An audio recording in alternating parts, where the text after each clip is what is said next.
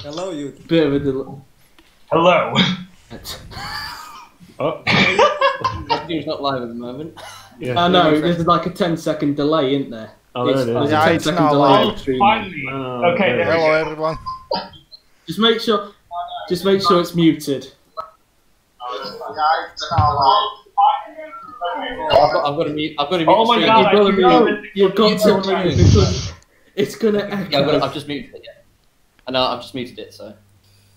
Yeah, Hello, everybody everyone from News speaking Channel. muted. Right, okay. So first subject. Bad. So, why don't we just introduce ourselves because everybody won't have a bloody clue who we are. Should I introduce it? I think you kind of introduced it a little earlier. I guess, but yes. Yes. I'm George. We have Franco Lopez, Franco Gattenberg, excuse me, Renz Jans, Urinata, the host, Robert Ionescu, and of course Joseph Willis. So we're going to be discussing. Excuse me. The temporary host, you forgot something. Yes, and Rick Yan. Sorry, Rick Yan. Sorry. Yeah. Oh, I just completely screwed that up. Oh, yeah. Anyway, let's just get on with what we're going to. Yeah, so everyone watching, So you what can we do requests and questions in the chat, and we will try our best to answer. And any ideas regarding the series or requests to show. So yeah, let's go. Before anybody says anything, if you hear any like notification in the back, guys, because this is all being done on Discord, so you probably hear notifications going off left, right, and centre. Because I'm sure that most of us are in more than just one Discord chat. Yeah. So what first we topic. Moderators. Moderators, maybe. Yeah, actually. Yeah. I think that. So I heard that there were rumors that this was going to be either wiped out or hugely reduced. Was that aimed at me? Because everybody's gone silent. I don't know. The thing is, like, that's to Joe, because I'm wondering how you want to structure the chat for moderators next season. Well, I did suggest recently, I think I've said it a few times in previous chats, I have suggested maybe like a free strike system or something, because as everybody knows, there has been a lot of controversy in the chat. We're not going to name names. But anyway.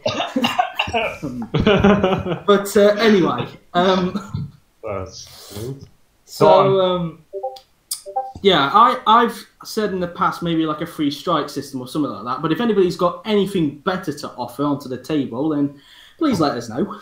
So, myself, I don't mind that system, but I'm just wondering if the modes from this season are going to be transferred to the next season, or is it going to be reduced Of course, down? yes. Yes, of course they will. Yes. Okay. I think that's a simple yes straight away. Okay. Another suggestion was to add Will to that, because he's the sort of person that basically has no beef with anyone in here, and he's probably a moral compass, as Rens. Yep, yes he is. Oh yeah, he is. The thing is, though, he's not. Yeah, I was going to say that he's not really that active when it comes to that. No, it's not So, like only. Like I have suggestions for like Rick, Franco G, and Florian. And maybe one more. Maybe, I don't know. You can pick. George! Well, George is already in there. I don't know. You can make it to most streams. I mean, it depends. The only reason why I've done it is generally it depends when I finish work. So, but I can make it to most streams. I don't mind if I am or not, to be honest. Looking on a tiller, Primark. I will answer to Lorenzo at this point. The missing test seats will be offered after this stream, depending on who's the second pick on the teams that aren't confirmed yet. Okay. So, I think the topic of moderators can be finished now, I guess. Yeah, I think we're pretty much. I think obviously we need to work on how we can improve it, because obviously there has been a lot of controversy in the chat this season. I think it's probably been the worst at this point. But easily. Yeah. Hopefully that improves. We hope. If I have to get a little stricter, I probably will. But who knows? Hopefully this year was just one of those low points, and everything will be hid under the rug, I suppose. So. Yeah. I am Lord. Yeah. Sorry, this was on. Sorry. Just a note as well, because Yuri obviously brought up the test drivers. Anybody wondering about Formula E? Because obviously the top class GP2 and DTM have now had their drivers confirmed. Formula E will be announced on Sunday, just to let you know. To be honest, there is a reason why nobody wondered about it. Yeah, it's in case people are wondering, because, Well, you got a full grid, so... I've got enough, so I have got a full grid for next year, so look out for that. Yeah, all 4 servers are because, full. I'll say is that obviously there will be at least 6 new people that will join it from this year, simply because 6 of them have buggered off to the other series. So, yeah, 5 have buggered off to GP2 and 1's gone to DTM. So, that's that. Guys, what we do about the... I saw the... Who was that one, the good dude? I'm so sorry for spoiling Avengers Endgame. Very sorry. So what Guys will be buying a mic tomorrow, so we won't be able to hear a voice, I'm afraid. That's that, really. Let's get back on track. Chat, you have any suggestions? And please let us know, and also any questions as well. Multiple tire compounds. We should be able to have that. What do you mean by that, Robert? We can only run one. We decide one tire before the race, and we run the entire race on that tire. It would be better if we could have multiple tires we could use in the same race, for example. So that's the thing, though, and I think me and Yuri can probably answer that. Grand Prix 4 has kind of like a weird system where you can only really have one type of tire. Yeah, it's funny. Weird. It's funny because it says you can have most soft and harsh tires, but it's, to be honest, only one. Yeah, in the files it has 2 dry tire compounds, but in the game so far only one of them works. It only gives out one color. It only gives one color. I have tried to do something. It's only the wet tires that change color. And I nearly succeeded. But so basically. Sorry, Bob's helmet is allowed more memes. Yes. Sorry. Yes. A lot more memes. Meme hater. But the system stays the same with the tires, so the compound can I do it to 911 on my helmet? The compound will be randomized before the practice, usually on the Friday. I will do the tire randomizing for Joe before the season starts. He will have all the settings ready for next season. Okay. I'm just gonna bring this up, Yuri. Robin Kearless just says, "I love your accent." I have a question. Yeah, of course. Okay, so we need to. I think we need to ban all the Krabs family about what was happening. So the issue is, it's been proved that there are other basically more than one Krabs members. There's only 2 now that are. I think there's only 2 that are really up for question, and that's the Christian and this recent Daniel one that's come up. There's already more Krabs than in the photo, so. Honestly, there's only like two kids in that photo, which is feel it. I was hoping there would be a family of 3. Same here, but it's only showing 2 kids. Wait. Yeah, I don't want to sound racist, but we should ban every single Krabs and every single Kazakhstani person, including Borat. I mean, they're not even Kazakh, and I mean, they're German. Yeah, you Well, still was the predicted to It's become like- We'll be off the air It's now. like- Now you said that, I mean- Robert. Goodbye. It Can would we be like- actually talk No, about but- nationality changes? I personally want to go with a system that when you go to the main series, you cannot change your nationality. Yeah, that is Yeah. good. That. Yeah. I Because think it's getting, honestly, at least on the lower tiers, it's getting ridiculous. You Yeah. just can't change your nationality every season.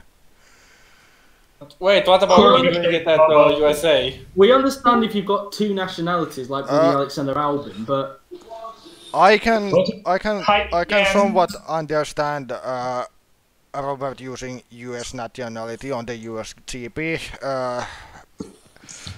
At least you have a reason to, but I just can't believe when you sign up as a German, then you change change fully on the next sign-up. Kazakhstan. Yeah, or whatever, Kazakhstan. whatever, like Yeah, someone who basically, not going to don't be name like names, people. but someone who's changed nationalities 6 times during the run of the OC.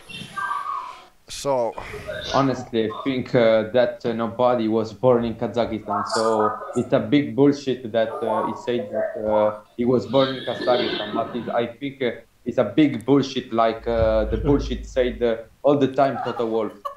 The thing is, I was not I'm just gonna born say or this raised in now. China, but I just used my Chinese nationality because my parents from China.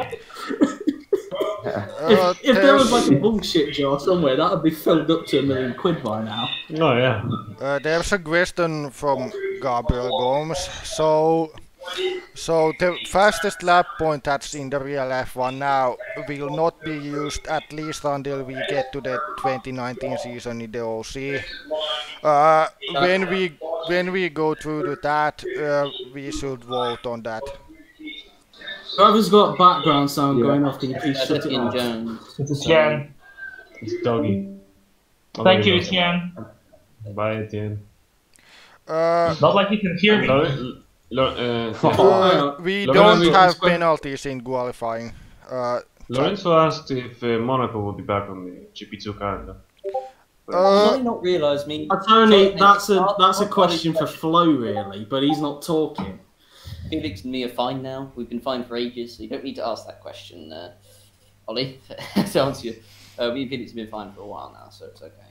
Yeah, they kind of patch, and I think Felix is now. I think everybody can kind of agree he's really matured 99 since what happened in 2012. Another Same as question. Renz, to be honest. Who's I have actually another talking right now, question. Renz is. There is one question from Says, and then whoever said I have a question, I'll get to you. Will Sepang stay after 2017? I'm having to say that in a different way because we know that Snez's English isn't fantastic. Wow, No, because it's obviously based on real life. Sepang is obviously not on the calendar anymore, so I doubt it. But there is a chance it could be in DTM in the future. Flo did say that.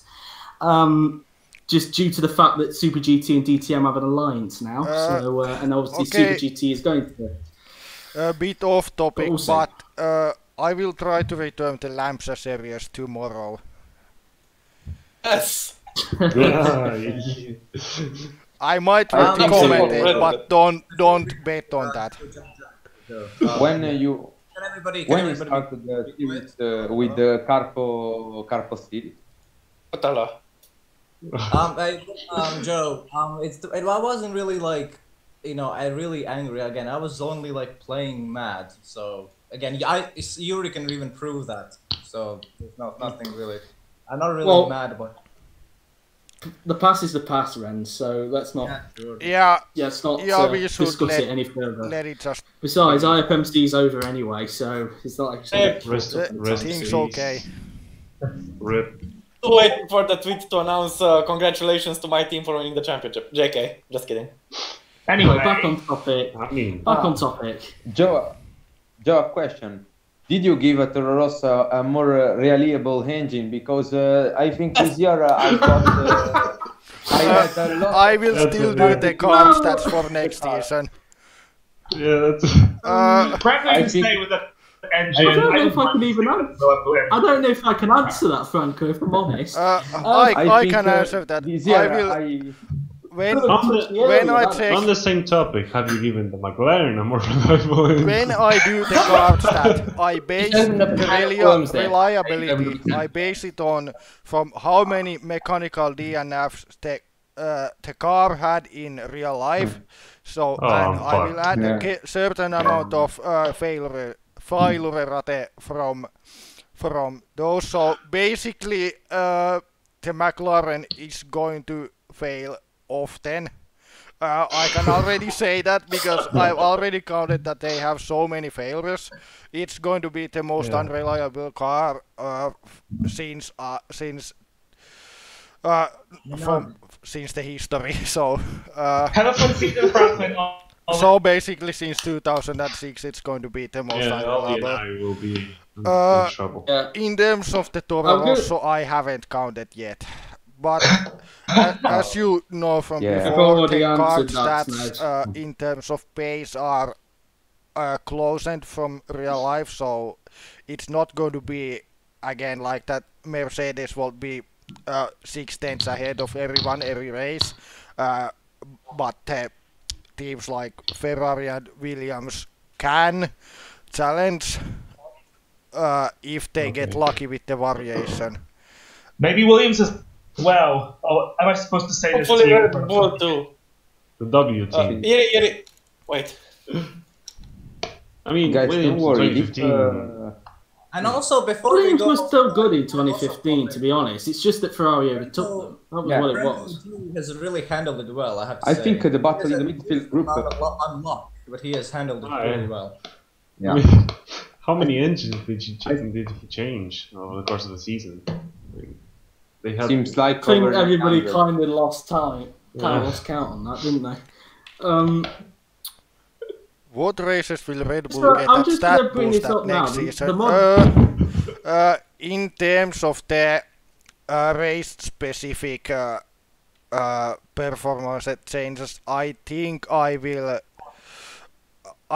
only Singapore is the one where there was a really big change in terms of the car performance, where Mercedes Hungary became very bad for that one race only. So I will make another performance film for Singapore only. One that I'm thinking is maybe Force India's upgrade mid-season, but I need to check how big of a difference it was. I'm just going to say this now. The performances that I have on the mod I downloaded, because I know that I'm sure Yuri's going to provide me some anyway. For some reason, they've mixed the McLaren and Force India stats up. Don't use That's the really good. performance. What I found out that the stock performance from any mod are, let's be honest, terrible. They're a bit crap. The variations is like on most of them that you will always get the exact same result every time, or at least close. I think it makes the races boring. Yeah. 2015, honestly, I think will be boring. Just to answer a question from Fernando Ferro, a very British name, might I add. Will Manor be unrealistically slow, and what about Haas? The Manor and Haas will have basically the same stats, with maybe Haas getting bit higher failure rate. But in terms of how slow they actually will be, in stats they will be the slowest, but it's not going to be like real life where they were 5 seconds slower. So let's say let's say they're bit slower compared to this season's Marussia or Caterham, but not as slow as they were in real life. We're just saying that. So they will be slower, like 3 or 4 seconds. Maybe. That's a good prediction. I mean, if the this McLaren year's, is this poor on season, reliability, will it majorly affect driver rankings? The driver ranking is based on how you are doing on the race before mechanical DNF. So how I rank it is I check the mechanical DNF at how you were doing before that. How I've done it, I've rated everyone's race performance from 0 to 20, where if you crash out yourself or you crashed out other people, where both retire and you get a penalty, it's an automatic 0 and the best possible performance in the system is 20 and I go from there. So if you are somehow 50 in the McLaren on pace and you retire because its engine exploded, you will get a high ranking result. That's how I've done it. I don't know about at this moment. I only have about half of the season time to do the ranks fully. I will still be somewhat here to watch later on, but I won't be here always. So we need to figure things out. That brings me to another thing. Remember when I had a conversation with you, Yuri, about basically signups in general? Yep. Like, I assume Joe is still gonna use the ranking system for signups, the order system. Oh yeah, that's why I kind of asked you for help. So. Okay, let's make a group chat then. Yeah, make the group chat with the people who know the sign-up systems well. So, I know who they are. Like, I'll make it today after the stream. Rick apparently knows it in the back of his head. So yeah, because he asked and I explained it very in detail, and of course in that chat I will put the rankings that I've done for each specific race, so it's not going to be a problem. As long as I can, I will do that, but after that you will need to probably do your own system or then rank based on my system, but then you will need to figure out how you rank the specific races for everyone. I was gonna probably use your system. A question for Giri. In which team will work Carpo next year? That's a good question. Carpo Hautala usually follows Robert Ionescu to the teams, but maybe this time it's someone else's turn to get his great coffee strategies. I always thought it was like the scapegoat for everything, for like every mistake made in GP4. That's. Oh yeah. Now, I have another question. Sorry for boring you again. On GPX patch, there's apparently an option to basically put the aggressiveness of the driver, etc., and all the new options. Will that be implemented? Yes, we've heard about that. We've heard about this. Yeah, that's an interesting thing, and I think in this OC, because in the main series the two drivers on the same team, variation excluded, have the same performance, so all the driver performance and stuff is based on the variation. So I don't think we should get into the driver aggressiveness and the driver specific mistake rate on this OC, at least for the moment. In terms of if I do the custom series, I will include driving style to it, but I need to fully go through how it works exactly, because the values can be difficult to do. Will we ever have? I want to read the question from Susanna. Will there be penalties for blue flags? Well, if that ever happened, I think OC would have crashed down a few years ago. Yeah. I don't think it's going to change. In terms of blue flags, how I've always done it is that most of the time, if the car getting lapped causes an incident with the lapping car, it's usually a penalty. But ignoring the blue flag I'll answer only. Go on, continue. But only ignoring the blue flags where you don't let them just pass for some reason. I don't think you should penalize that because GP4 just is what it is with the blue flags. And in terms of if there's going to be more blue flags around the later because of the field getting more separated in real life for 2017, 2018, you need to remember that the OC always has closed the car gaps from real life, so it's going to be around the same anyway. So Michael Muchov is asking a question whether his P5 will help in long term. Well, if he perform in the next season in lower tier again, then I guess it will. I'm just going to answer this question from Snez. She says, Brazil is the last race. Why? Basically asking why is it the last race. Basically, there was a vote back in during the 2009 season to always make Brazil the last race, simply because Abu Dhabi is a boring track, although not in Grand Prix 4. Yeah, can I answer the question about after last week? I have a question about will the artificial intelligence stupid in the rain again?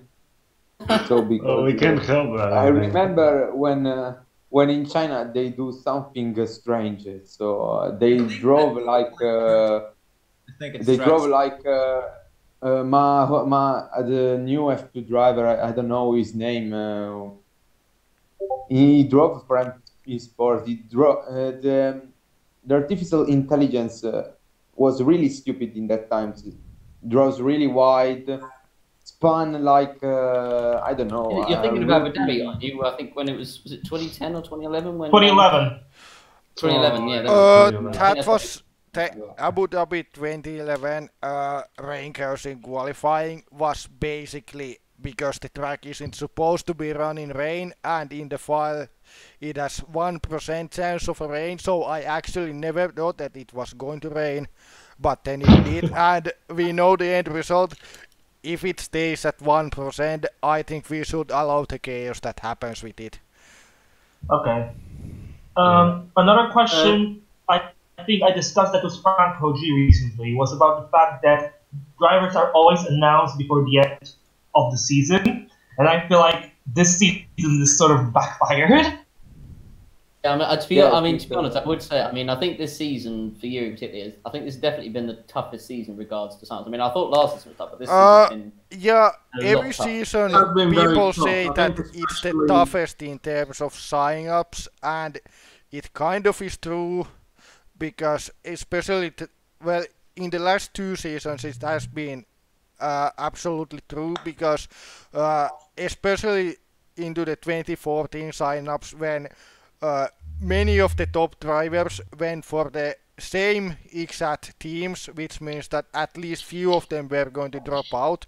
And of course, when it's about the drivers that win races and stuff, most of the time when they are going to drop, it's always going to be difficult, because you can always give an explanation of why that should have been picked instead of that, and so on and so on. In terms of the choosing the drivers after the final race, maybe it should be done. I've had it like it that if something was like really where I actually could not decide at all, I will do it after the final race. But I most of the time I've managed to do a decision before that. Maybe this season there were couple, especially from GP2 to F1. There were couple which you can really argue that I chose the wrong driver, but I still think that the choices I made were right. Yeah, and it always cannot be fair. You cannot always be fair. That's impossible. Yeah, that's. If we were completely like fair, we will change the game to GTR2 and use 100 driver grid. So yeah, Exactly. there's only 22 seats, and that's why the sign-up system is what it is. It will always catch out someone with the order system. There's a question from Farron. That changed the nationality to Albania. I don't know. It didn't I want to answer. Oh, no, yeah, I want to answer Oli's question. Why did Will beat Weiss and why did he beat Mozzo? So, Will beating Weiss to the seat was actually the easier one because during their time as teammates, Will was much better than Weiss, and during the 2014 season, I think Will perform better than Weiss anyway. So there's of course Championship standings even say that anyway.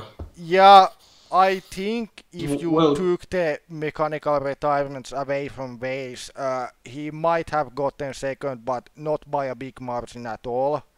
But in terms of car performance versus driver performance, I think Will was better. Of course, when you try to stay on a team, there's the thing called team connection that increases your chances, but when there are specific factors against that, it's not going to work for, especially now when Weiss had a driver who's beating him 2 seasons in a row as a teammate. It's going to be that much easier to pick the driver that won back then. So yeah. Then why did Oli beat Mozzo? Well, how I looked at Oli's and Mozzo's season after Mozzo got into Force India. Did say it was a tough one. I think actually, if the McLaren driver wasn't announced before Brazil, I think Megel got it. Because the P5. Yeah, that's actually the one where the not deciding after the final race was maybe very. But how I looked at their season before that, I looked at that Oli performed better earlier seasons than Mozzo, so where, for example, their stats against Roman Guak as teammates was a bit stronger to Oli. I think even though Michael had 2 seasons with him, there was on the other season 2010 they were tied in the race head to head, but in 2011 Guak was, I think it was 6-3, not sure, and in 2012 or 2012 it was, Oli did also equal Guak on the race head to head, for example, and then in terms of the actual performances, how I've looked at it is that Mozzo usually performed consistently, but the consistent was usually around the low end of what the team's expectations were. Oli kind of had the same, but then randomly had a surprise performance. So, for example, this season, Malaysia and Singapore comes to mind, but of course, there's also the fact that, yeah, for example, Rick completely outdid what the cars expectations was, and Oli got around the results that the team expected. So it's a bit tough one.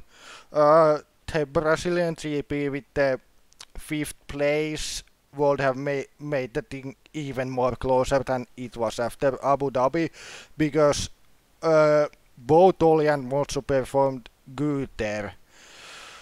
And I think some people actually missed, but Oli could have gotten points in Brazil, but he was held 2 times because of the Toro Rosso bug in the pits. Good point. Yeah. Another thing was. After all, it's great to dance the bunga bunga with Bob in the pit lane. I'm gonna answer this question from Snez because it was from 2015. She asked, question, Tess, will it be in Jerez or Barcelona? Well, I did announce the testing towards the end of the Brazil stream during that trailer that's got that god-awful theme song. The first 2 days are actually going to be at Barcelona, whereas the final 2 days are going to be your choice. So it's basically the same as what Yuri had it for the last 2 seasons now. Can I answer to Evan? Can I answer to Evan? Yeah. So Evan asked, curious to how Toro Rosso kept their drivers, considering it got one of the more mixed reactions. So the thing with Toro Rosso was that the pool of drivers going for it wasn't very strong at all to me, whereas the 2 Toro Rosso drivers had like their results were not good, to be honest.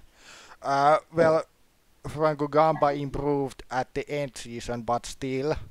But the most of the people had it as a lower choice, but they got their higher choice about the people who would have beaten to the seat. Yeah.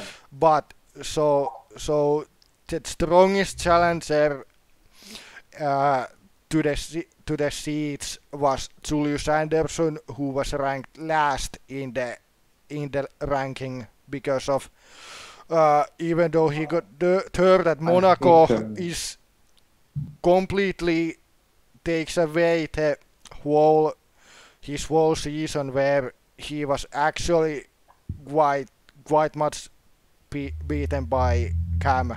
So yeah, that's how I looked at Toro Rosso situation.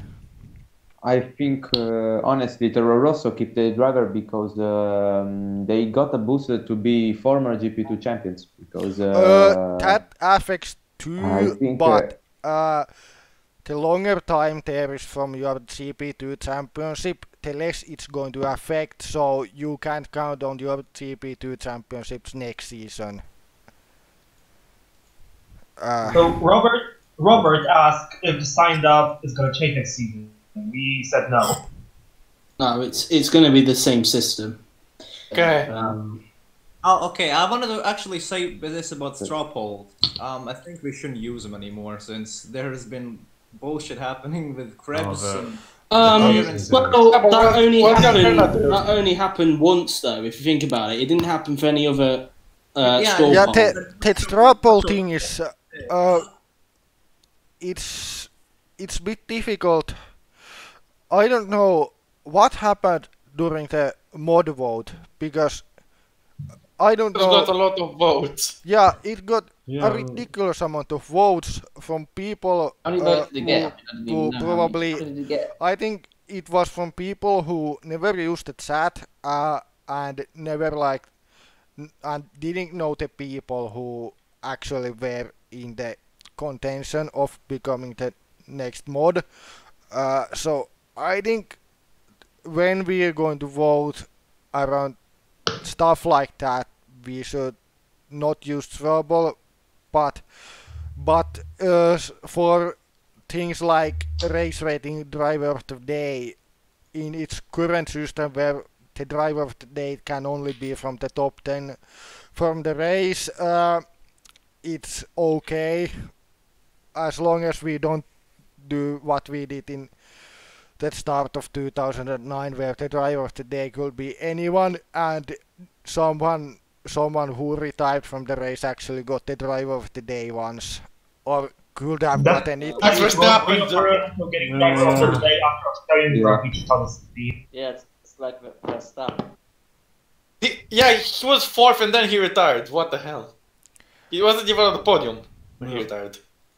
Can monsoon tire color be changed because if it confuses with the wet one? If the stream quality is good, I think you can see the difference. But if anything should be changed about that, we could take. I think we had it in 2012 where the monsoon tire had no sidewall, so the colored thing like the yellow or blue thing. Because I've tried to change its color to anything else and it looks messy for the second and third textures. Because the texture has like 3 different stages for the tires, where the first one is like when the car is standing still, so it's the most highest quality one. That's easy to edit. But then the second and the third, which simulates like when the car's going at high speed, it's just mess. I had a question. I mean, this is not like a specific person, but is like in general the perception of lower tier championship. Because there's been lots of talk in general that Maki or Magu, how do I say that? There's been lots of perception that he was a contender, only for it turned out that the championship wasn't that strong in the end. So how should we perceive it? Yeah, can I answer that? How I've looked at the GP2, DTM, and now Formula E, of course, I'm going to go like GP2 is higher than DTM, which is higher than Formula E, in terms of the F1 signups. But, for example, the DTM, how I look it as in the signups, it's planned to get drivers that drop out back someday if they pick wisely in terms of if they go into the seats where most of the contenders are mid-tier GP2 drivers or drivers that are not doing or have never done well and will be close to dropping anyway to someone. So, for example, in the GP2, it's a bit higher. I rated the GP2 champion performance around as high as at tier 3 F1 performance. So in terms of those who haven't seen my ranking system, the detailed one, I rated the drivers into 5 tiers, where tier 1 was brilliant performance, tier 2 was great performance, tier 3 was good, tier 4 was average, and tier 5 was bad. So GP2 championship would go into the mid tier 3. To me, that's like how and the DTM, you could, well, the DTM depends on bit how you did in F1 before that.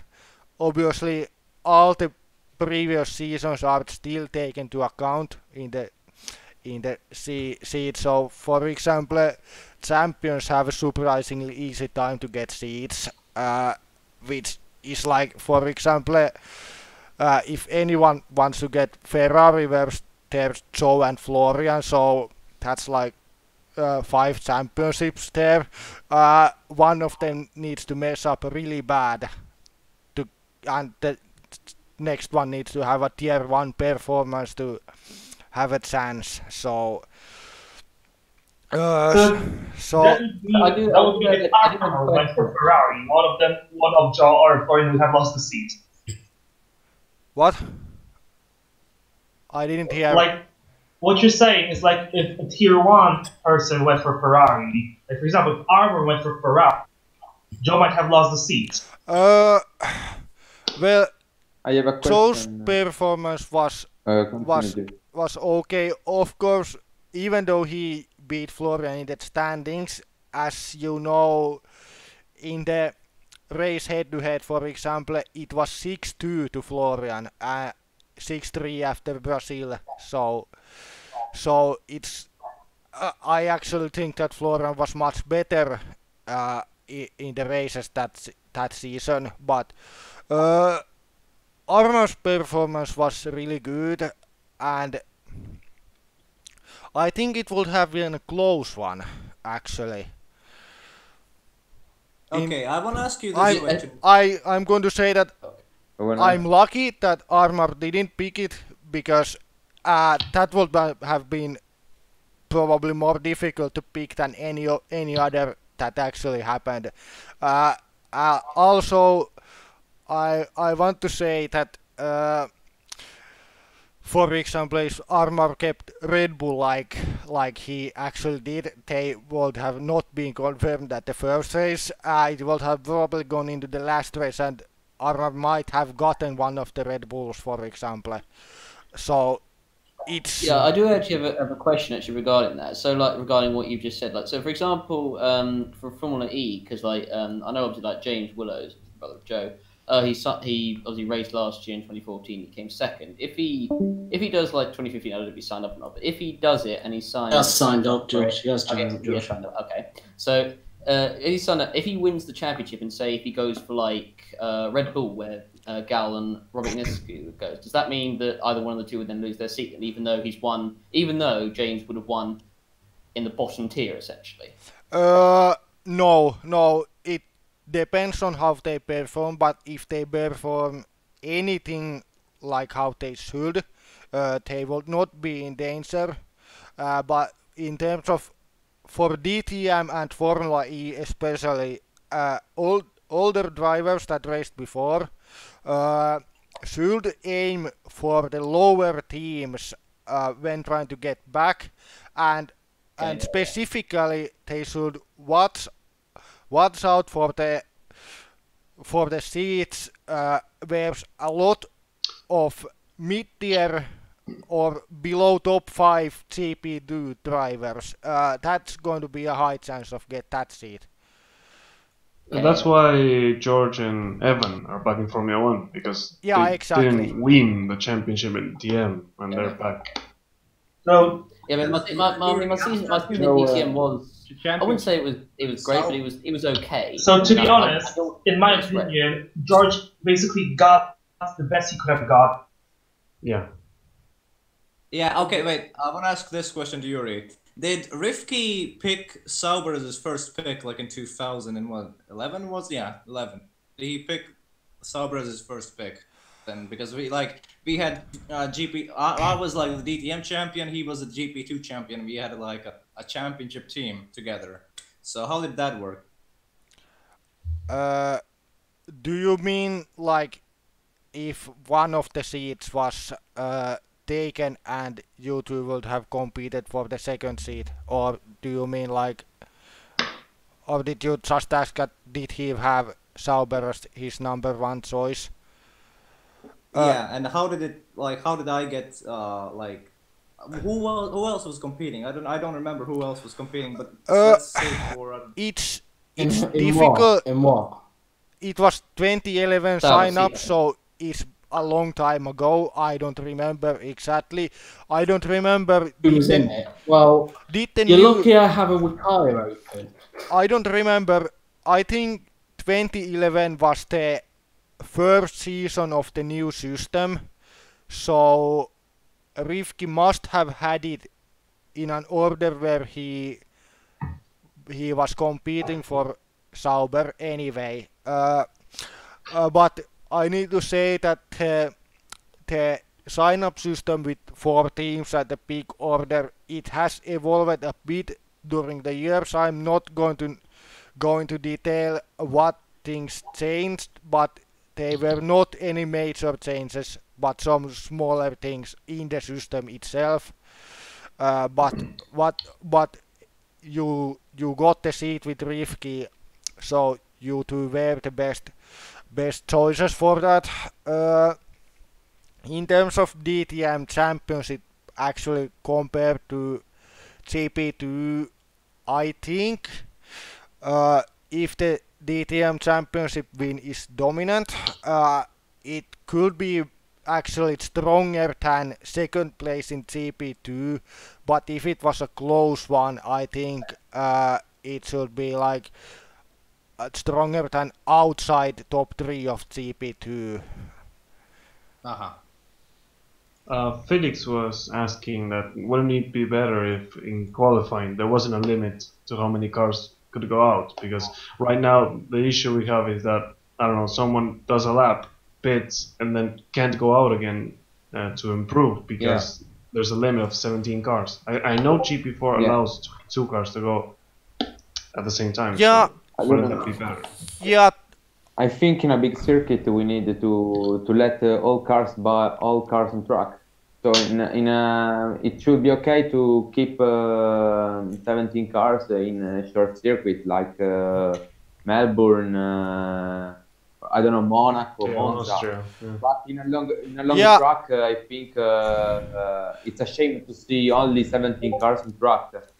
And the problem is that if 17 cars on track and then the condition changes, it could be a shame for the drivers who didn't make the time. Yeah, can I answer? It's a big problem. Yeah. So basically in Q1 the 17 cars was I just kept it like that because I don't know, I never liked when all 22 cars go out at the same time. I personally did think that it made the qualifying like the normal GP4 qualifying a bit boring, where all the cars could always go out and get a lap on the same conditions, so which meant that only the pace mattered in that. In the Q1, Q2, Q3 thing, because the session times are short, it means that if you get held up one lap and fail the second, you will drop out of Q1 or Q2. So in terms of that, I think I will let Joe decide, but I think it actually might be better to use all 22 cars next season for the Q1. I think it will work with this system better. So another thing about that, the thing is, I like the fact that there are 17 cars to chew on, because at least it's not too predictable, but still predictable enough for us to know what's going to happen, which is like the good balance to predict what's going to happen. So at least when somebody gets blocked, they have another chance. With 22 cars, I feel like one driver could get blocked 3 times. Yeah, that could happen, yeah. Also I need to say about the 3-stage qualifying. While it's the more realistic approach, I think it actually made the qualifying a bit more predictable in the end. During the 3-stage qualifying time, the pole positions have since 2013 always gone to a car that was a top tier car every time. Like in 2013, all poles were taken either by Red Bull, Ferrari, Lotus or Mercedes, and in 2014 Mercedes, Williams and Red Bull and Mercedes took a lot of pole, but then in the other argument in 2012 McLaren took the last 7 or so poles. So, but in the when it was only one 30-minute session. When there was rain, you could have a really well qualifying. For example, for the 2009 Japanese GP, in the qualifying, the pole was taken by Jack Boyman in the Toyota. So in terms So of what are you suggesting then? Like a new system or something? Maybe revert back to the old one we had in 2012. I think Elimination qualifying. because it was voted to use the Elimination more qualifier. realistic system, I think we should keep it. But I just gave my opinion about it that I think it's a bit more predictable. It's a bit more predictable. But then again, To be honest, you can also say that. Depends though how you see it, to be honest. It depends how you see it. Yeah, I was 'Cause just coming to People that can get because caught up in tracking. yeah, So it has happened where a top team car got dropped out in Q2. So you can also see it like that. It has more chance of a top car starting from the back, but it has a less of a chance for a lower tier car to take a really high result. Yeah, at the same time, I think pole position has been more predictable, but because it's mainly the Mercedes on pole, or occasionally in we get the 2014 there were Williams. like, I don't know, Caterhams or Marussias or Saubers get into Q3, which I don't think happened. That's a rare besides, occasion it's for not- them to get it's into not like- Q3. Plus as well, it's not like Mercedes are taking pole in every race. I mean, we've had the Williamses sometimes take Yeah, pole. and We've even had the odd time the Red will Bulls. take pole once. Yeah, Honestly. unexpected like Hungary. That was pretty unexpected for me.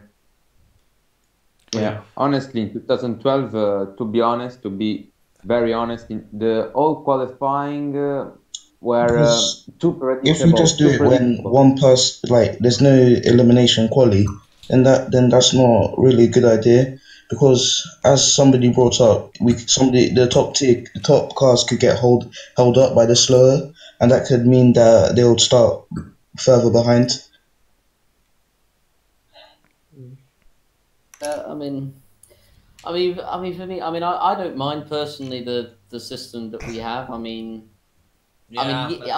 understand that it's slightly predictable, but I mean, I personally think if we went back to the qualifying we had before, just one session, I think half an hour, I think that would be personally more predictable. I mean, not the best all of the idea. systems have its Because pluses and it minuses. could lead to more like accidents happening and people's laps being ruined, because like you can get held up by like a militia or something.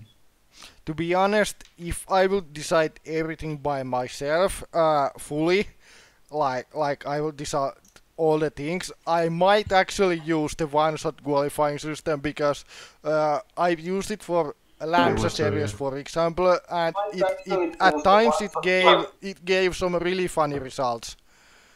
I mean, we could use it, I mean. if we're being honest, one-shot quali was the best qualifying system Formula One ever used. So, I mean, we should. It depends how you look at it, though. I mean, it depends how you look somebody at could it. screw up on the one-shot quali, and then that's it. They've ruined it. They can't really do much about if it. you want unpredictability, That's not what I'm bringing. That's not what I'm bringing up. But the one-shot quality, it depends how you look at it. On the one hand, it's good for spectators on television, but when you're actually on the track, you have to be watching it in person. It's quite boring, to be honest. Yeah, but you can't be on the track in I get the OC. point for the. I get that it's good for lower teams, like, because it exposes their sponsors a little bit, because that's probably the only time they can get it, because during the race you barely see them. But it has its drawbacks as well. I would rather I have a point, but as long as it is in the 2016. for example, if you have mixed conditions, in the OC, it could really shake up the grid like crazy. Otherwise, if the conditions improve just a little bit, the faster guys will always set a faster lap time. Yeah, I'm kind of got mixed opinion on both. I mean, I can see why people would want like the qualifying just for like 30 minutes and the 3-tier system. I mean, I think both. We have increased the slipstream. I just answered But the both can. DRS thing. As there's an option where you can put slipstream effect on anyway, which usually. Yeah, it, it kind of simulates DRS. I've had it since 2011. Yeah, that's kind of why I've put it on as well. There is no DRS on the game SNES, but there is like a simulation sort of thing, like the Are we slipstream. gonna get even stronger slipstream when we get to 2019, for example? It can be done if you tweak the settings, but luckily we are not that close to 2019 yet. And also with I wonder how it would look like with extreme OP slipstream. There's not even a mod yet for 2019. They're only just making the cars as we speak. There's only been 4 that's been made. At least we are getting the mods. For example, in 2017 there was no mod. Yeah. Oh, there is now, but it's only 3 cars that have been correctly shaped, and of course an extra car with the Manor if you want to add that in. But everybody else is either a Mercedes shape, which is why you've got to really extract some cars from another, like a WOD mod, to really make it look like an actual grid. But we'll get to that when it's 2017. Yeah, we have a lot of work to do when we get to 2017. We need to almost like create a mod ourselves. Yeah, basically.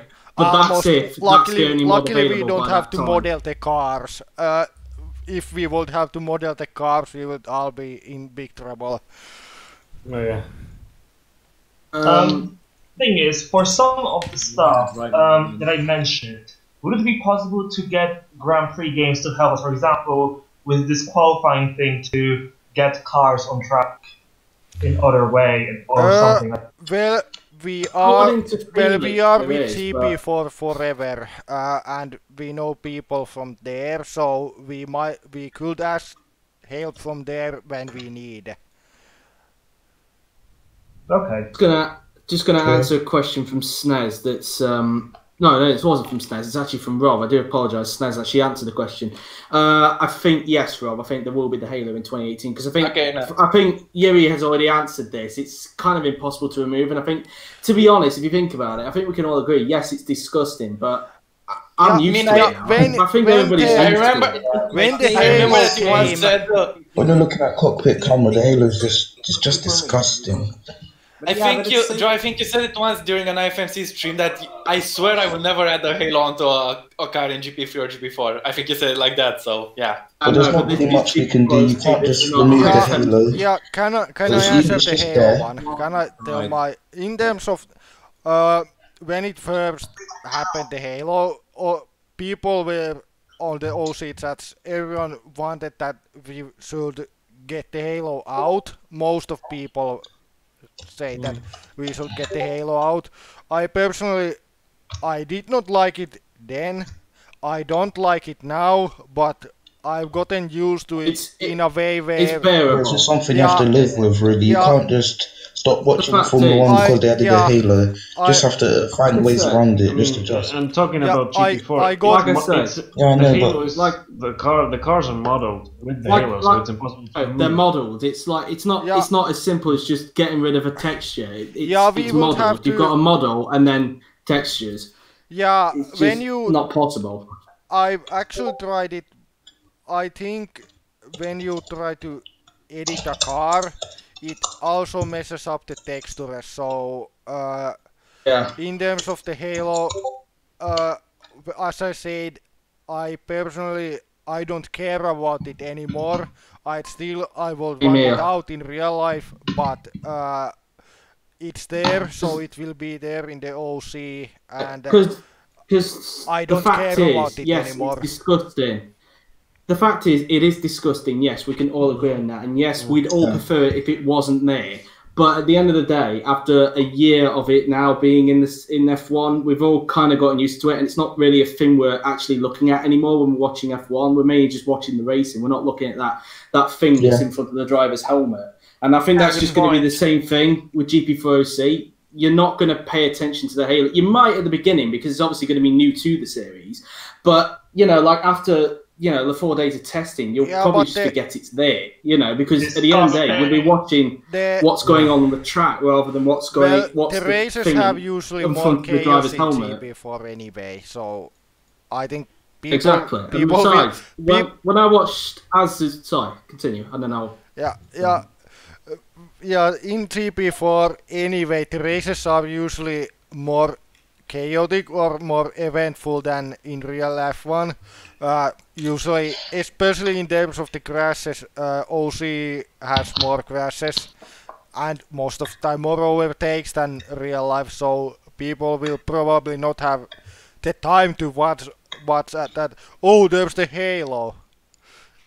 Because at the end of the day, we're not interested in that. We don't watch F1 just for a silly little thing that's in front of the drivers. At the end of the day, we're interested in what goes on the track. We're interested in knowing how good each driver is on the track. Like, I'm sure everybody is mainly talking about Charles Leclerc this year rather than the frigging Halo. Yeah, and Spa, goodness me, that was crazy. I really thought, I gotta say, if there was no Halo, I would have thought he was a goner instantly. That's.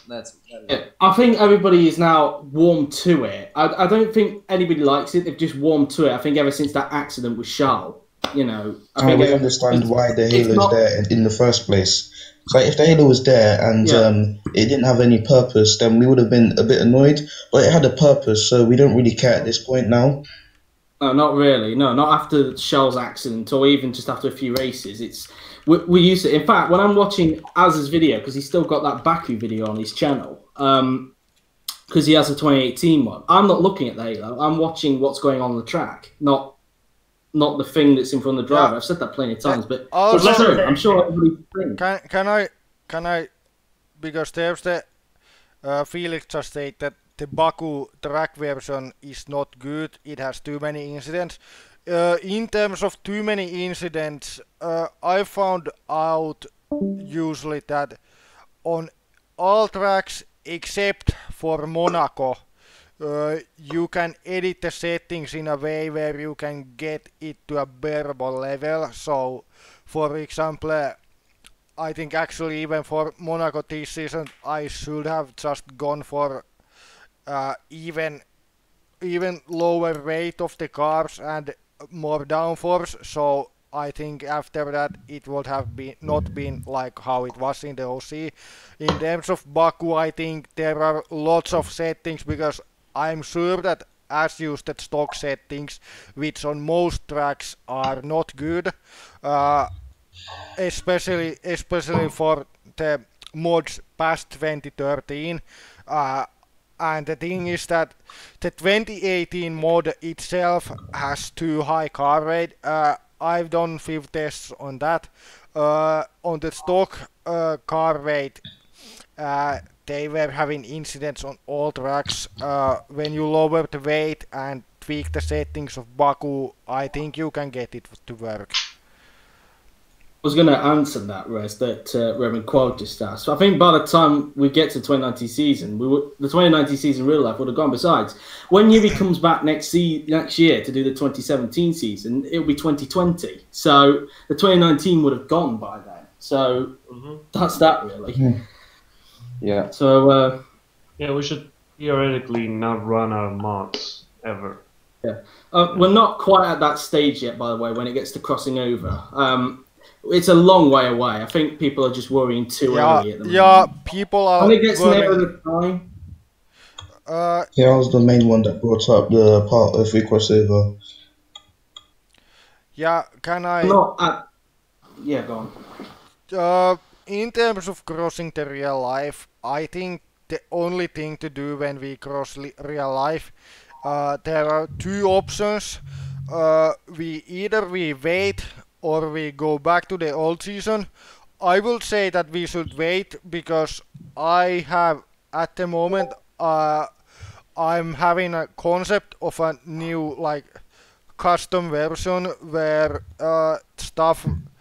it will start from a certain season, but the teams, the performances, the sponsors all change dynamically, so it doesn't follow real life anymore. That series, so that series will actually in a lot of things be more interesting. For example, you can't sign up into the teams already knowing how good they will be. You will not know how good the team could drop back or get up massively to the next season, and you wouldn't know it. The teams will upgrade in season and all kinds of interesting stuff. So That's the serious concept I have, and I think when we cross real life, I would do that series until we get the next season modded into GP4. At the end of the day, that's ages away. We don't need to worry about that. That's like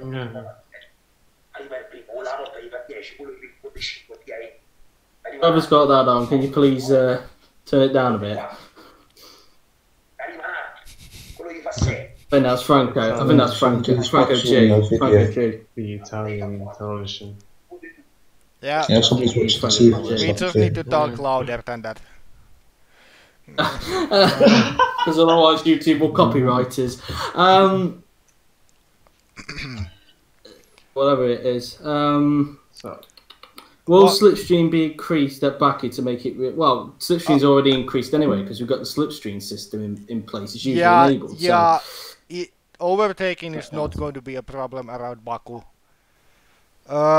It's Grand Prix 4. When it sees a straight, you know there's going to be an overtake. Simple as that. Just to say, what if modders stop creating the mods by the time we cross real life? Then we just have to go with the custom series. Unless we come up with something where we go like in the same sort of weeks as F1, but then again that would have to rely on whether a mod is complete in time, which would in terms of a custom series, if we go that route, at least we don't have to worry about there not being any more mods, because in that you can just bring in all kinds of different, like, only physics affecting rule changes. So I think in terms of if we run out of F1 mods, the custom series will be the way to go. But as we've said, that is a long time away. We're nowhere near that bit yet. Mexico will have penalty. Mexico, well, it's a racetrack, so it probably will. Yes, Mexico will penalise. Sort of a street track in that it's got an arena on the track, and the fact that it's situated right in the centre of Mexico City. But also one question that was we didn't take note, but I don't remember who asked, but someone asked if lap 1 will be penalized next season. It was Snez. It was Snez. Yeah. It was Snez. Will you do that or not? I would say that don't, but I'm continuing the lap 1 rule because, you know, it should continue. I have said there is one thing I'm tweaking, which is the whole yellow flag thing, because that was obviously quite a controversial thing in Monaco. I am saying there won't be penalties in Monaco for crashes, but there will be for yellow flags. That's what I'm going to say. And also for Singapore as well, because I think you can't be... Yeah, in terms of Monaco, you can use the no penalties, except you can take the yellow flags. In terms of Singapore, test it first and then decide if you want to do penalties or not, because the 2014 race was, after I did it, I checked it again, the chaos was more of people hitting the debris than the crashes itself, so in 2013 the same thing happened. Like there was too much, like people hitting debris in 2013, so it's basically reoccurred. Fact is though, there is this whole fear that because of sometimes some tracks have chaos in them, a lot of people seem to think it's going to get to a point where nobody's going to finish the race. I think I can know from experience, Grand Prix 4, because obviously the race is scripted, because whenever you save a file, it is scripted as the race progresses on. Yeah, obviously, it has a seed. Us owners don't know what that script is, only the game does. Because the saved data does exactly the same thing, basically. So I'm guessing it's got a system in there which ensures that there will be cars that get to the finish. I can actually somewhat answer to that. The game has some kind of system, because I've noticed that I did some races on tracks that don't work at all. Oran Park, for example, Lamsa series people know that. Every time, I think it was turn 1 on that, where if there was an overtake, both of the cars would fly into the wall. And in the end, it went to a point where they would not get any more damage. But I want to go back into the Singapore and say that people thought it was more chaotic than it actually was, because, as I said, most of the incidents, instead of being actual crashes, were because of the debris. So there's a good another example is the Korea track in 2013 or 2012, I don't remember anymore, but there was some kind of incident in turn 2 and it goes into it straight with the walls and the debris went into a place where the cars could not avoid, and I think it was a couple of cars that lost their wings because of that. So it was like that. So the debris, you can never avoid the debris. Be it any track, the debris can be quite deadly. Yeah, well, So, Singapore 2014 the thing was is, what is the current damage specification on the wheel? 300. 300. Okay, I originally thought it was like 400 or something. Yeah, why 300? Because I thought it was the best. I think it's the most realistic in some cases, but because GP4 it has a weird system where hitting another car causes less damage than hitting a wall. So 300 is, to me, it's the best balance in terms of you can get damaged by hitting another car, but on the downside, sometimes when you hit the wall, even on a situation where in real life you probably wouldn't get damaged, you will lose your wheel. But when you go lower, hitting another car becomes a non-factor because you won't get any damage. At most you will only spin at most. So that's why I think 300. And then again, 400 will kill the car from if it hits anything. Oh, okay. I actually explode. wanted to ask you this: did you like change the the damage percent between seasons? Yeah, I think you did. I did what? Change the damage in season. Yeah, but no, between seasons. No. All seasons I've done have used 300. And Okay. so I don't think it might seem more or less on some car sets or some seasons because some things happened that didn't. GP4 is a bit random sometimes with the damage model, so you need to just accept what it is.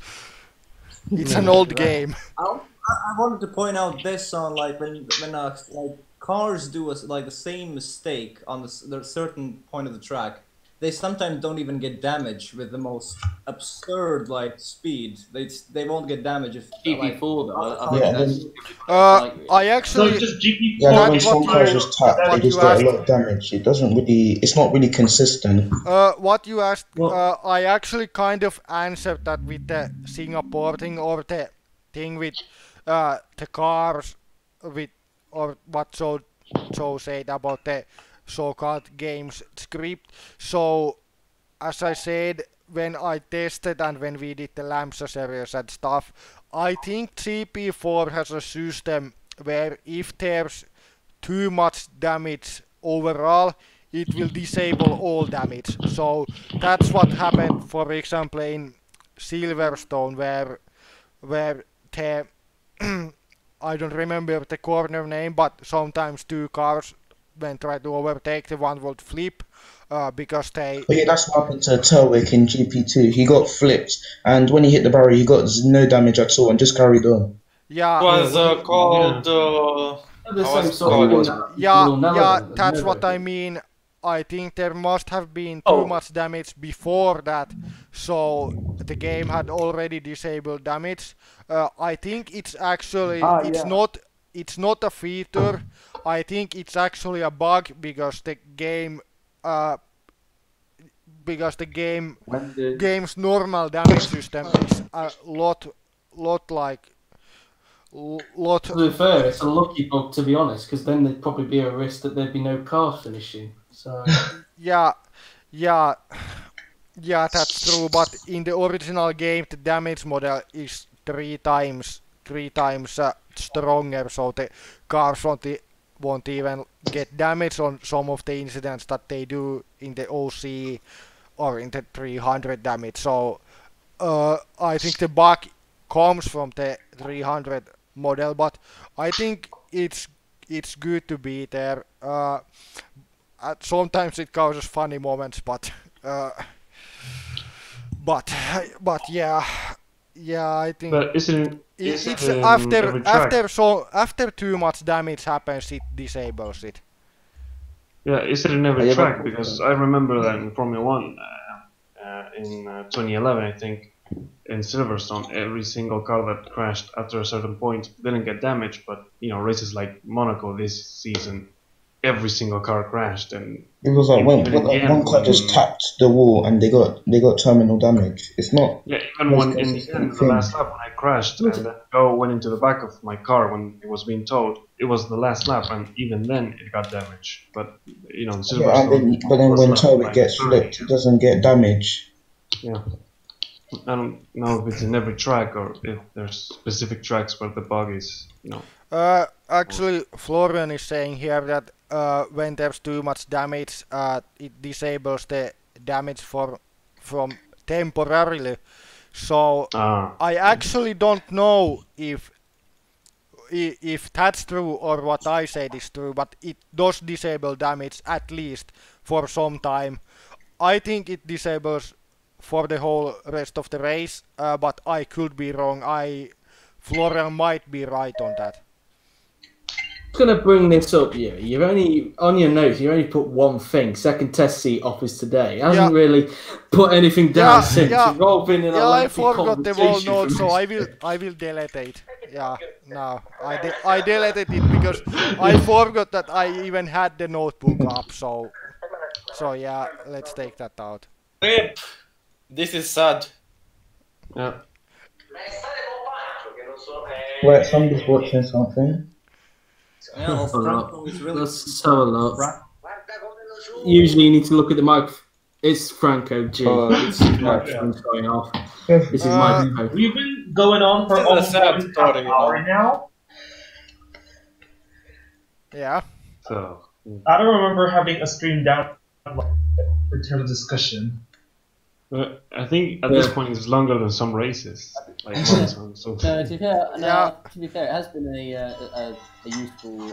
Well, we can continue as long as it's entertaining, or as long as we like. When we get to the point where we don't want to do it anymore, then we should stop. So, but people are still asking things, and we come up with some ideas. So I'll say this now. You don't have to just ask things about gone before. You can also ask about highlights and stuff and that, because not to put much credit on my name there. Not to put credit on my name there, or George's name, but I wanted to ask something. Have you fixed the quality issues with the streaming, Joe? For me, yes. I think I kind of revealed that in the trailer, because it said that bit where it had 2015 footage where half of the field was people here, or half had 2015 drivers. That's mainly because I haven't got to putting them on yet, because I'm still waiting for the performances from Yuri. But it said down the bottom footage from test stream. So yeah, I have sorted it out. It's still a little bit of a work in progress, but I have got around to fixing it. It's basically a problem. It was basically a setting I needed to enable. Somebody recently asked if we're gonna have GP4's OC streams in HD. 4K graphics. 4K. Well, you know, Jiri streams were in HD. Any of that. Wait, what was the question again? No, someone asked in, I think, the last race in Brazil, someone asked that if the streaming, the races would be in HD, like in 1080p or something like that. Seriously? Well, yeah. it's been 720p with 60 FPS for since I got my new computer when my old one decided to destroy itself. During the 2013 preseason testing, it was so bad. Yeah, I used a lot of money into the new computer, so at least I can stream GP4 with it. So Maybe in terms of, I don't think you will see any difference if you change it to 1080 from 720. So I think 720 with 60. Not really much difference. I mean, it's just a. I mean, we need Jeff Kremen to release the GP4 4K version. Well, Jeff Kremen did an interview a few years ago. He said that he did a version of in 3D for himself. Well, there was meant to be an Xbox version of this, wasn't there? Can I answer one question? Next question. We need the 16K, not just 4K. I think you're not facing that. Yeah. Robert asked question about. You're gonna have to mute. Sorry, and Canty, you're gonna have to mute the screen because it's echoing. Who was it? Someone's mic is echoing. Wait, who's and Canty, can you mute the screen? Mute the screen on your end because it's echoing. Yeah. So. Wait, who? Encanto. Canty on the top. That guy. The one with the McLaren profile picture. Well, for some reason it's echoing. I'm not speaking. I'm not doing anything. I do not know why it's showing me as I'm speaking at the moment. Yeah, it's rough, buddy. Yeah, to bear with it. It's clearly an echo problem. Yeah, can I now answer a question from Robert? Yeah, go on then. Will we ever have OC without refueling? Theoretically, it's possible to do. I've decided to not do it because I think refueling has been okay so far, but in terms of how to do it, you need to tweak some settings. It will still show it in a way where you have fuel, but the fuel actually will not weigh anything, so it will be like no refueling. The only thing that it will do is that actually when on the end race, when in real life you will be faster with new tires, in the OC you will be as fast as you could, but not faster like at the end race, so you could not pit at the end and then get the fastest lap easily. You could not do that. Yeah, plus GP4 doesn't have like the fuel savings like the real life. It's not the stream, George. It's not the stream, George. It's an echo problem on his end. Well, we can move him. But how do you commit to the series for so long? It'll be very hard. Honestly. Oh, it's Ennis. That's it. It's Ennis. That's his name. Well, I do not know why is it showing me as a person that is speaking. I do not know. It's probably because I'm talking on the phone. Maybe I put the phone too close to my mouth. That is probably causing issues.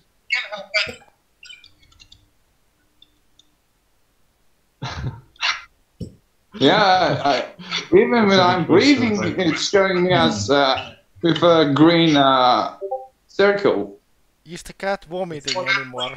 The cat's not here anymore.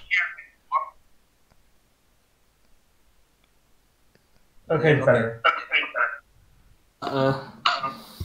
Who first times of Australia? Not confirmed.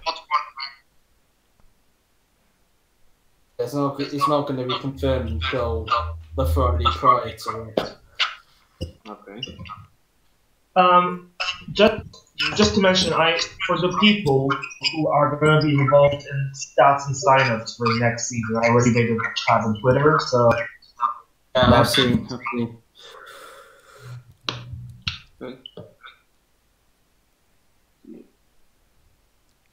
I actually didn't hear. As I don't know if you know this, but the Ultra stuff was not introduced until the 2016 season. Alright, the echo's getting even worse. Question for Joe: will you do live commentary stuff like in IFMC next season or not? I think I've already answered this. No. He said no.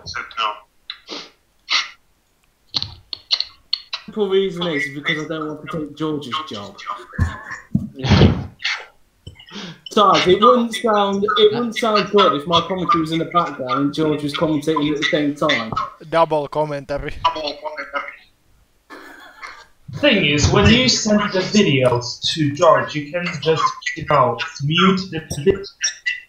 Yeah, but then it gets rid of the gameplay sound, doesn't it? Yeah. And we don't want that, do we? I know what you do as well.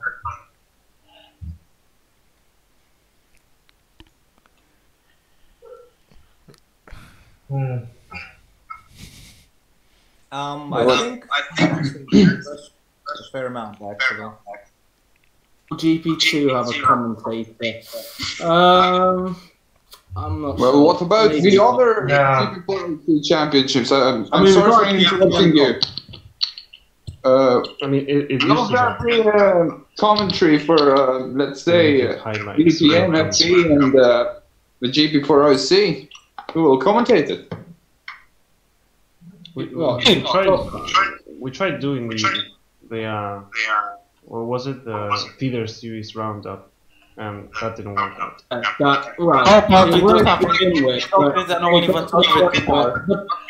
problem with the feeder series roundup, but it's no disrespect to anyone, but it gets to the point where you're having to rely too much, and people have other schedules which just clash. So it means that the video gets out later than you want it to. So that's why I kind of ditched it and I went for just highlights for each of them. Yeah. Well, isn't it possible to do the commentary on the highlights? It's possible to do commentary on highlights. We have it on the podcast and DTM, just but getting the highlights and well, I know I don't not know how feasible this is, and the thing is, people don't really want to do commentary for highlights on lower tier series. The feeder series, it was there for a while, and it just died out. I'm not talking about the feeder series. If it cannot be done, okay. I'm fine with it. But I'm saying about the GP4 OC, who will whether or not highlights will be commentated. just said, Lorenzo, why the feeder series roundup got cancelled. That's what we were just discussing about. Okay. Bob says, will we ever get a mix of IFMC or named OC? So at the time when Lotus is sponsored by IFMC. Well, IFMC doesn't exist, so I doubt it. Yeah. Question for Real F1, who will be champion? Too clear to say, isn't it? Beta will win by 500 points. No, If you keep spinning, you won't. Hamilton. Simple. Like the player, you know, the chance. Räikkönen. Maldonado. Because Vettel's gonna go too late. Oh dear. How about we just ask the question? Random questions, okay, sure. Vettel will beat Spain champion, that's for sure. I'm not coming from a Vettel fan, by the way. I have That's a question about GP2 for the future seasons, because 2 seasons ago we introduced the performance advantage for those who have spent many seasons in GP2, and to be honest, it's not like, well, for example, Gabriel G has been there like 7 seasons, and the boost never worked. Yeah, Wow. can I answer to that?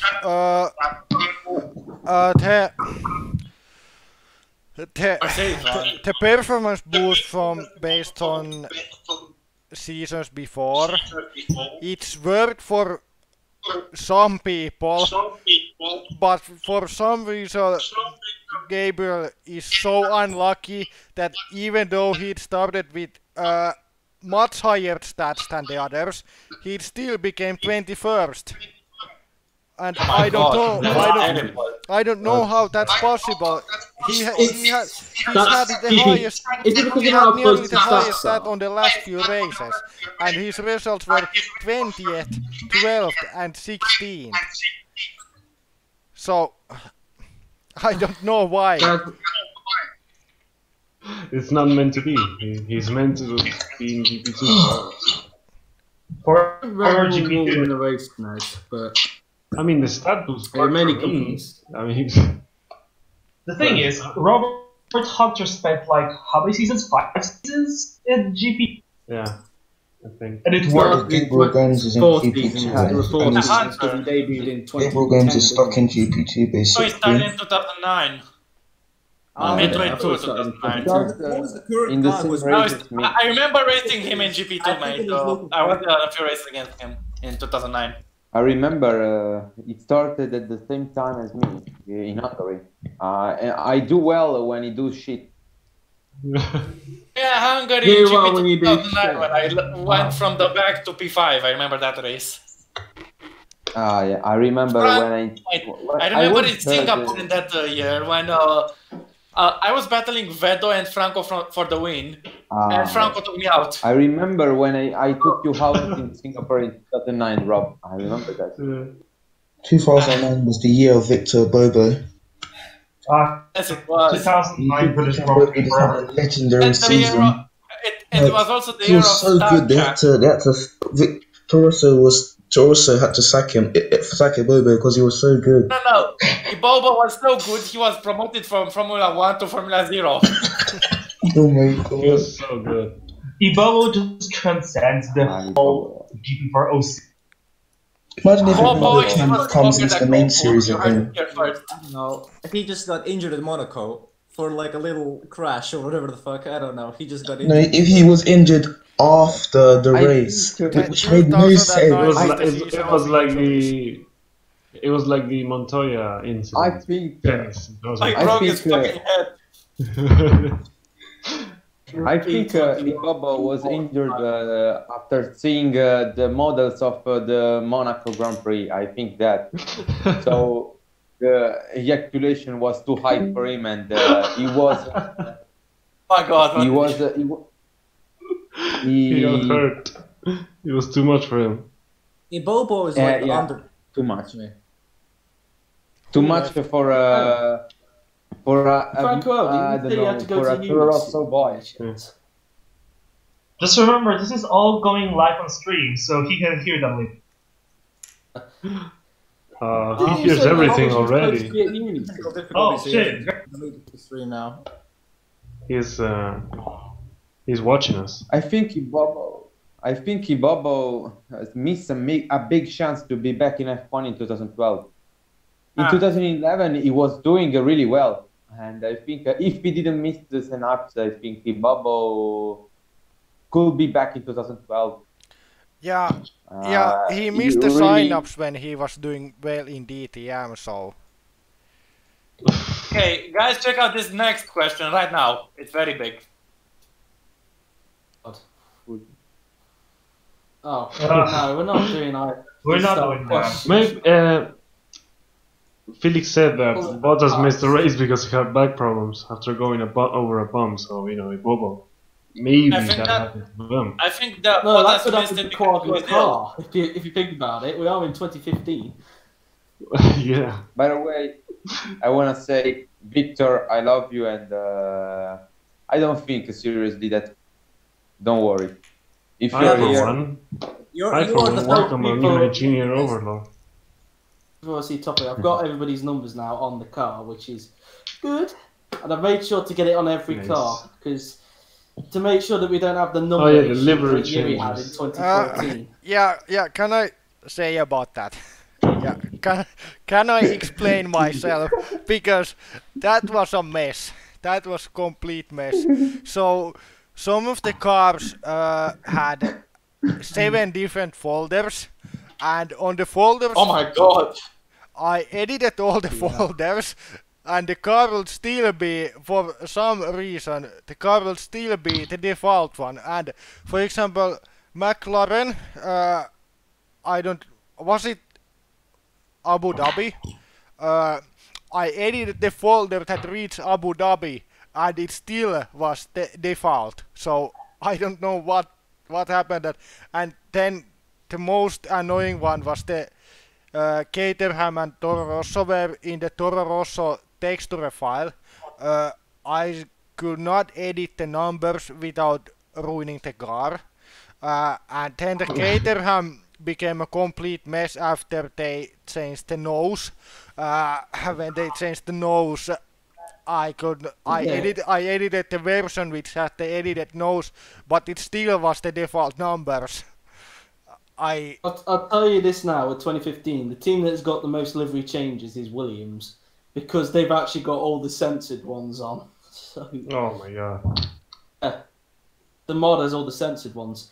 So, like with Abu Dhabi, it's got blue, and then Bahrain, it just has racing, doesn't it? And then in Sochi, it's just replaced it with Williams Martini Racing as the logo. One thing as well, Red Bull obviously have the dazzle cam during testing. Toro Rosso will have that. Can we run Toro the Rosso camo for have the that. next season, please? don't. Toro Rosso will have the that front wing for the first 2 days of testing. You know that one that had the curve on it, the one that had the blue curve on it. In testing. Oh yeah. Force India, on the other hand, Actually, yeah, and then it changed in the final pre-season test, which is what I'm going to do. First 2 days you have that nose, and then the final 2 days you have the normal nose. Luckily, Toro Rosso only has one livery change really in the 2015 mod, so I doubt the Toro Rosso one's going to be an issue. Yeah, actually, like the Force India had a B spec for like halfway through the season, or I don't know. Yeah, that's on the game. The only thing is though, the one that they had in pre-season testing, which was the 2014 car with the 2015 livery, I can't find that one, so it's just going to be the 2015 car throughout of it. So any change from real life. So like no B spec. When did they change? When did Toro Rosso change to a blue livery? By the way, was it 2017 or 16? The Coca-Cola livery. 17. Well, the Cola livery. Yeah, it was 17. Yeah, 2016, they changed. 15. 16 was the same livery, but the only thing that was different with the Toro Rosso was that it had the year-old Ferrari engine, which was good at the beginning of the year. But as soon as developments came in, 17 they had Renault, but because Renault didn't want anything to do with Red Bull, they had to rebrand it as Toro Rosso. Then 2018 they had Honda, and the rest is history with them. It's kind of the same with bloody Racing Point at the moment. They've renamed this the BWT Mercedes for some stupid reason. You forgot the Sport Pesa. Sport Pesa Racing Yes, Point, Sport BWT Mercedes F1 team. I know, but the constructor name is Racing Point BWT Mercedes. They were supposedly they were trying to get the Jordan name back in the grid, but that didn't go through, and I'm really sad. I think Eddie Jordan probably stuck his middle finger up at that one. It's still not as bad as Red Bull Toro Rosso Honda, which in English means Red Bull Honda. I'm just going to answer this question from Flo. Is the replay length fixed in your GP4? Didn't ask that before. Yes, it is. It's kind of it was kind of my fault on my end, Chloe, because I didn't increase it on the settings. I'll put my hands up on that. It was my error. I do apologise. It was an error on my end. I have a very uncomfortable question to Robert Ionescu. What is it? Is Williams overpowered? We got the answer to that one. I was stronger than Goku. And Goku is Rob. To be fair though, Rob. All right. To be fair though, Rob, James is kind of on your side because it kind of depends how you see it. Basically, Yeah. I do think Williams did have a. I do believe Williams did have a quicker car. That is my opinion, and I think that's the majority of people's opinion. You can have a different opinion, Rob. That's your opinion, Rob. If you think Red Bull was quicker, that's your opinion. What James, I will not see. it kind of depends. No. It kind of depends how you see it. In a straight line, the Williams has it for dead. What In I the think corners, the happened Red Bull has in it for GP4. dead. What I think happened in GP4 is that the Williams is Williams. faster than speed line too, and it doesn't mean it's faster overall, you know. I know, but I think, Okay, in my okay, opinion, and I let's think end the this majority game. on a. Okay. But that's in the past now. We know where it's going. That's kind of in the past now. I think 2015 is not going to be really a question anymore. I know for sure that Williams are going to be stronger this year because in 2015 they were not arguably the better car, but Oh my fucking god. hopefully. All right. Start this conversation. I'd just like to see it as Williams converting all the chances they had in 2014, but missed. I'm just going to read these two. I'm just going to read these two out from Jamie Griffiths. Racing Point's engine is powered by magnesium water. Well, it's kind of true on that one. Well, yeah. And then he asked a question to Robert Ionescu. Kind of a meme that was a bit of a thing in the first half of the year. Was it Mochan's seat after? Well, wait, but 2019 Williams, they have bicycle engines. Oh, that's true. Yeah. Hey, to be true, yeah. Giri, can you sing something in Finland in Finnish? What? I mean, Can you no, repeat? it basically says that's the question. Can Yuri sing? No. Come on, Yuri, sing Maamelaulu. Come on, Maamelaulu nyt. No, I... Vittu. Hang on. To be fair though, I'm going to bring it back to Williams. They are a bit of a meme now, let's be honest, in today's F1. Yeah. They are a bit of a meme. Of course. No wonder there's that.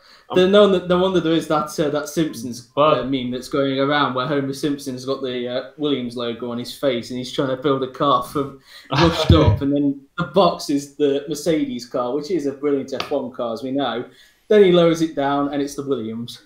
It's just. I mean, It's how hard. did they But to be run fair- out of parts?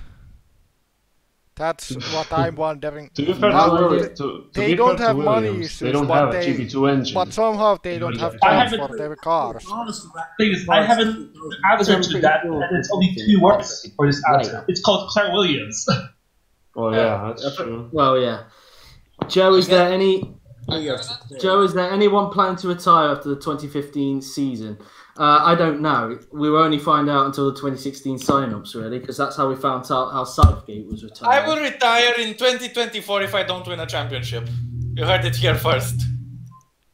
Unless, I don't know. Unless you get paid a lot of Saudi Arabian money, Rob. Yeah. Exactly. You do a Felipe Massa and come back. Not necessarily Saudi Arabian. Qatari money is okay too. It wasn't really his fault he came back. He was kind of forced to come back because Williams because at the time the whole driver over the age of 25 was still kind of feasible back in 2017. It wasn't really a thing in 2018, but in 2017 it still was. They kind of forgot about that when they sold Bottas. I think Well, I heard in an interview he did with Barrichello, Massa said that he wanted to retire because they brought in Stroll. So it was going to be Bottas and Stroll, but then Bottas went to Mercedes and they asked him to come back. Rosberg retired instead. Yeah. Yeah, and in 2017 was the same thing. He had to retire again because Let's of be Stroll. honest, Massa has probably got the shortest record in Formula 1 history when it comes to retirement. Oh, Shortest yeah. retirement ever. Well, a month, probably. Well, yeah, and guys. probably second place would be Mansell, because Mansell retired in 90, sorry, and then in 91 he was still there for some reason. Actually, I'm guessing people also saw those rumours going around about Ferrari that in the future the lineup could be Leclerc and Schumacher because of how Vettel's performing. That would be a sick team, to be honest. I think it would definitely show an indication that Ferrari is definitely looking at the new generation now, rather than what they used to do in the past. Mick was pretty slow in the Formula 2 races. I mean, he was on pole and he finished like 5th or 6th and was greatly outpaced by Latifi and To be fair, the Rob, I think that was kind. Yeah, but the To top. be fair, Rob, I think that was Mick kind right now to... isn't good enough. I have a feeling he's going to improve, but right now he isn't quick enough for a Ferrari drive. Also, hang on. I don't think that's only top one race, teams Rob. never sign a rookie. I think that's... Goodness me. Yeah. Sorry. I think the fact honestly is... that. But Leclerc was I think the reason why absolutely dominated his first race in F2, for example. It's not that. I think it's mainly think because Schumacher's never really raced around Bahrain, has he? Because as we saw in testing, he was very quick in Formula 2. Yeah. So I think when we get to Spain, we'll finally see him get his foot down. I think the top 8 in qualifying were all people who have like 2 or 3 years of experience in GP2. So yeah. So they obviously know the Bahrain track very well. Plus, when you think about it, Schumacher won the Formula 3.5, the Formula Championship last year that he was in. So in the I second think half that of the we year. will close the stream now. Yeah, I think we've kind of gone a little bit off the topic. I have to go anyway, so let's wrap it up. It was We productive. I think so. Well, okay, people. See you for the next time or whatever the hell. I don't. Okay. Hashtag, can we just say hashtag thank you, Yuri? I'm either jerking off or Thank you, Yuri.